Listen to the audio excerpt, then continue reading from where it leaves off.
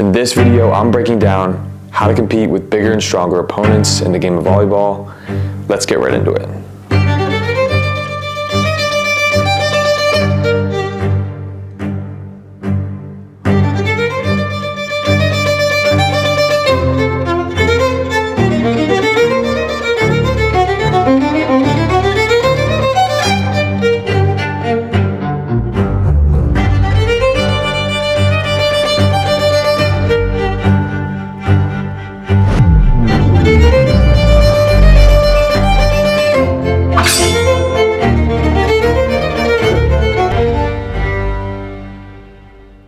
So how do we compete against bigger and stronger opponents? That's the question that I will try my best to answer in this video.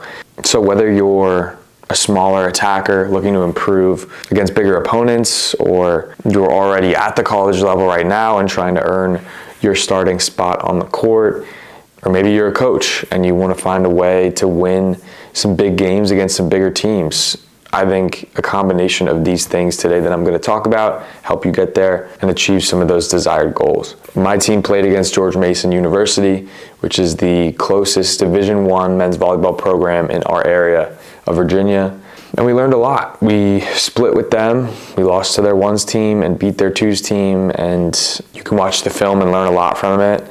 And that's what we're going to do today. Take some of the key plays from that match and see how we could have done better, what things we could improve upon for the next time, and maybe some strengths of our game to pulling out a set against a really solid Mason squad overall. So I'm going to talk about 6 ways to compete against bigger and stronger opponents. The first one, serving tough.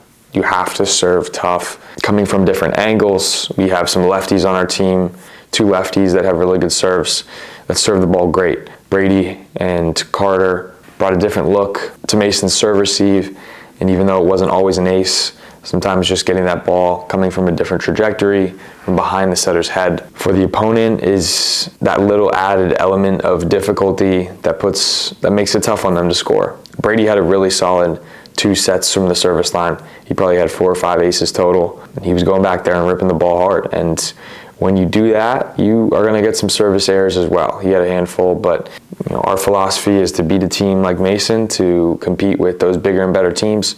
You have to serve at least to their caliber, if not better. And so we were happy to miss a couple of serves in order to get some points at the service line. One thing I thought we did especially well is coverage on our swings and block coverage against a really good, really big blocking team in Mason. So when they would get 2 guys up in position, anytime we got out of system, they were there, and we were ready to cover that ball up, reset our offense, and find another option. Here's a play I want to focus on, evidencing that recycling and resetting. We get a serve into Owen, and Diego sets this ball to the pin to Sam, and he goes high, and Georgie gets a good touch on this, but Owen's right there to cover, reset, get us right back in system. Diego goes back to Sam, puts this ball right in the blocker's hands as well. We get another reset, and Gavin's able to go up and make a swing on this transition play, which gets them out of system. So a free ball opportunity for us. One more swing to Sam on the outside, and he capitalizes on the tool and puts that ball down. So being able to recycle the ball, bring it back when it's not there, is a must. You can't give the other team free opportunities to score. That was just one play where it worked out particularly well. Next thing to do is to capitalize on free balls whenever you get an opportunity, whether it's an overpass from the opponent or they give you a free ball if they're out of system, sending it over. It's pretty rare. They do a really good job when they are out of system of at least getting a swing or an attempt on the ball. But when you get those free balls, you have to take advantage, stay in system and score. Otherwise, it's going to be really tough to earn points back whenever you get in a deficit and have to come back. The one thing I thought we did really, really well was winning in the one-on-ones. Whenever we got a one-on-one, especially in the middle, our middles were really effective, hitting around the block, finding the edges, and scoring and putting the ball away, which is important. Our pins were good. There's some tough blocks up there. There was a ball that Johnny had that looked completely sealed in the seam. He found a way to pepper it down the line and get a really nice kill on a line shot. Several other examples of guys going around the block with Brady on the right side and a couple other guys too. So you have to win the one-on-ones, and that's a vital part of scoring and staying competitive. Next thing we'll touch on is passing the ball high. You're going to get really, really fast servers at the Division I level. You play really good opponents. We struggled a little bit early on with some aces where either the ball was just hitting the floor with no one touching it, or a ball getting shanked to a place where we can't even get a second hand on it. So eliminating those zeros, turning them to ones and twos, so we can at least get hands on the ball and get an option for an out-of-system set. Shortens that gap, makes it a little bit easier to stay competitive. When you're facing really tough servers, you need to be able to stay in system, but when you are out of system, you need to prevent those aces as much as possible. Keep the ball in the court and stay competitive. And we got to a point throughout the match where we were improving on that, but there were definitely points, certain servers, to George Mason's credit, that were really good with finding seams and putting the ball in places where it's tough to make a good play on it, but always a place to improve. Lastly, play confident and play with some energy and momentum. That's the one thing that I told our guys in between the first and second set. We were a little tense, we were a little nervous. I wanted them to really just settle in, play our game, play really loose and free, and when you play like that, you're willing to make some mistakes, and that's okay. But then those big momentum plays that you get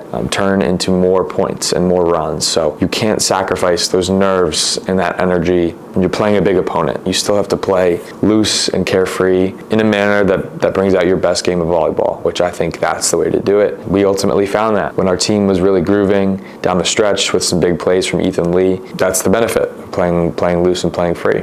Now, on the flip side of things, a couple things that I think our team could have done better to compete. The first thing is some ball control plays where we get a free ball or we get an opportunity to capitalize and we don't do our best job of controlling that ball to keep it on our side or give our setter a really good chance to make a good set on it. A couple chances where Diego had to set with one hand really tight on the plane, or just making it tough on our setter when it shouldn't be in some of those scenarios. So that's one thing.